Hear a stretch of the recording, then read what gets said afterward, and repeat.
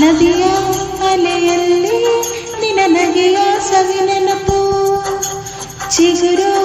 ಎಲೆಯಲ್ಲಿ ನಿನ ಲಜ್ಜೆಯ ಸವಿನೆನಪು,